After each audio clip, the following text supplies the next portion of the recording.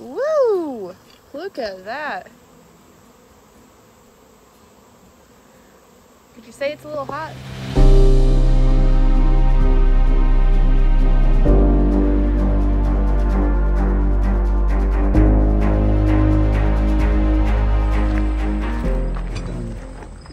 Oh, we have Viplododaughters out here?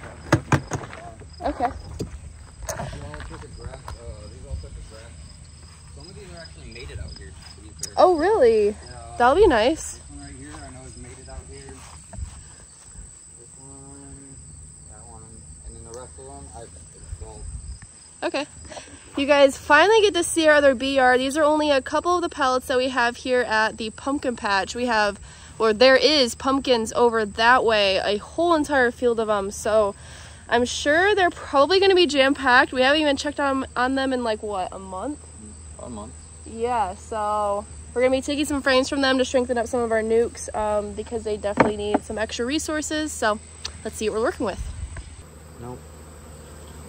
They want smoke. They want smoke? They want smoke. There we go. It is that time of year you should probably be using smoke, so we are. You got Yeah. Yeah.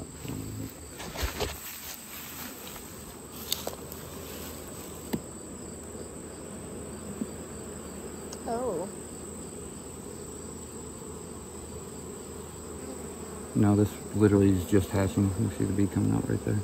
Yeah, I saw that. This is probably her flip over. Okay. Like that all these guys had old bees in them. Unless she swarms. Uh-oh. Maybe. Builds up so fast. It usually builds up really fast, too. There's a queen in here. I know there is. Oh, no, we got brood now. That's Actual what happens. eggs. Yeah, it's the flip over. So explain exactly what the flip over is that you're talking about. Yeah, see, that's what Viplo do right there. Tell by the yeah. color. So what happens is when they go queenless, there's a gap period. And in that gap period, there's a gap between old bees and new bees. So when she starts laying her first brood, the old bees have to get through to the new brood. So that way, when they all die off, it's all new bees. All this is going to be new bees because all the old bees will be dead. It's what happens when you see your colonies suddenly shrink real fast and then come back. That's what happened. They had like your splits, not your colonies, your splits. Yeah, okay. It has like a drop off. But she's laying here. Well, shoot, we probably can't take much from them then. Some of these guys don't, like I said, some of these guys have brand new queens in them. Like, they were mated out here and everything. I wanted to see what happens. Yeah. This one definitely looks strong. They're all bearding up here. Oh yeah. Not as bad as the other one that we saw today, but still bearding. So every single one of these hives, we started out as either 3 or 4 frame splits that we brought out here in June. We started off having them in just one single 10 frame with a feeder in it.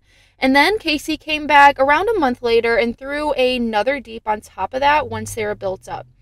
Now, every single one of these queens did end up breeding out there because we did give them cells when we did that. But it's looking like one of them, the first one that we saw, did have a queen swarm out on us. There has been a really good flow coming into this location with the pumpkin patch, like located, oh my gosh, it's so close. It's at least like, it's only like 100 feet away. So the bees have really been working it. And it's making the honey taste a really cool kind of way. See, look at that. And these frames were all empty before, so they are killing it right now. Look at that brood pattern. Holy smokes. I haven't seen a brood pattern like that since VIP. Before you think it's a one-off, these ones are hatching currently, or emerging currently.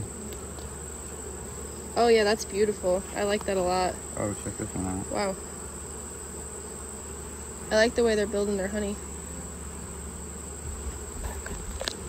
We can take this frame that's emerging.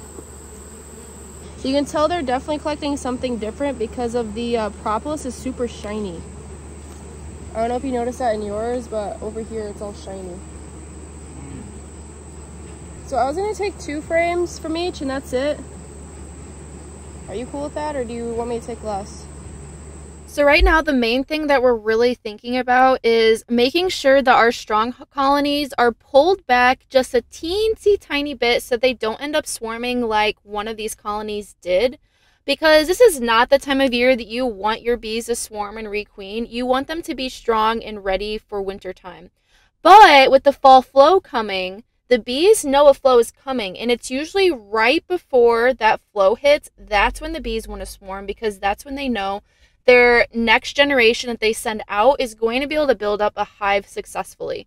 So keep an eye on your hives right now, because swarming season, yes, is upon us, even though it's late in the year. So we're taking around 1 to 2 frames, depending upon how strong the hive is, and moving them into our nukes in our breeding yard so that they are built up for wintertime. Those nukes are the splits that we did in July, so they still need a little bit of help because we did have a dearth there for a minute. But I've been seeing a lot of early blooming goldenrod starting to bloom, so the flow is definitely upon us. Ooh! Oh! Look at this. You good? Oh, perfect. That was my most worried one the last time I was here. Oh, really? Yeah, no, because the queen hadn't came back on a mating flight yet. That was the only one I couldn't find the queen in. And of course, you got to...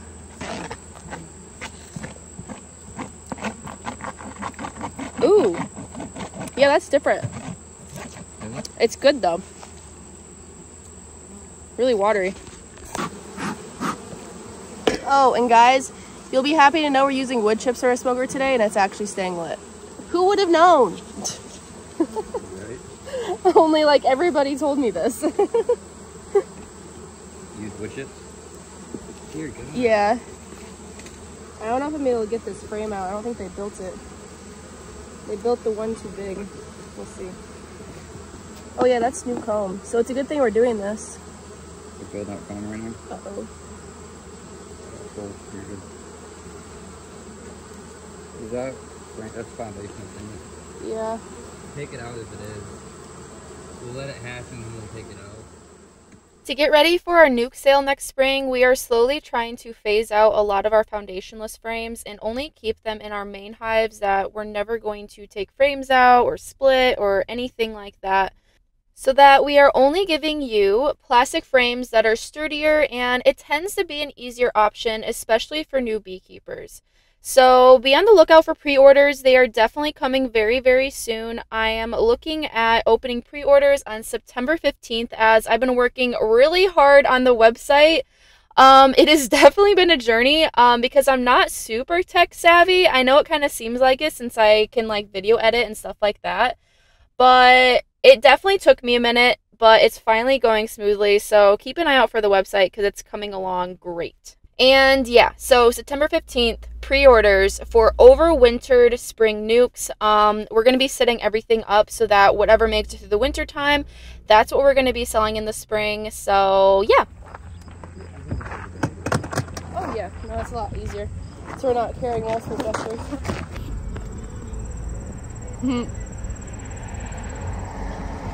Hello, so welcome to my newest filming and editing studio. I tend to film and edit in my car now because I come to the gym, I go for a run, and then I usually have like a couple hours before I have to start heading up to the winery for work. So this just works for now with my schedule. So don't mind the car. But, okay, so today's question is a great question that I'm sure can help so many people. And it's from Jared Goodwin 5956.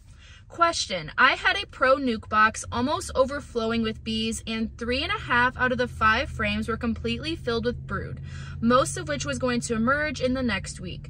I moved them into a single 10 frame deep hive body configuration a little more than 3 weeks ago, and they are booming.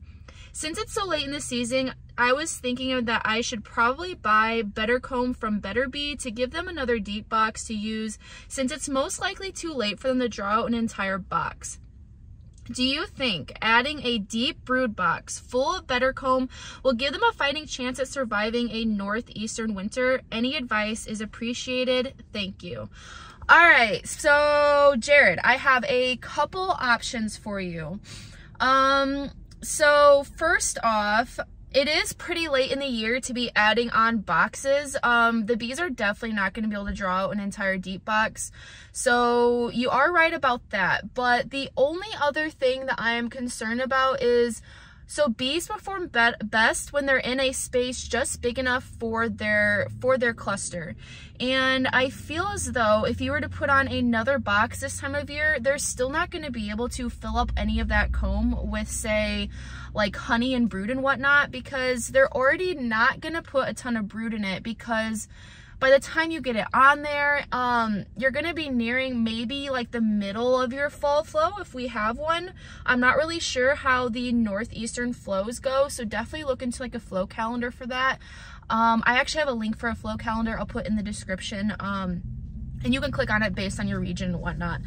But if it were me, what I would do is I would either, one, I would keep them in that single deep configuration for the winter time. You can overwinter in a single deep.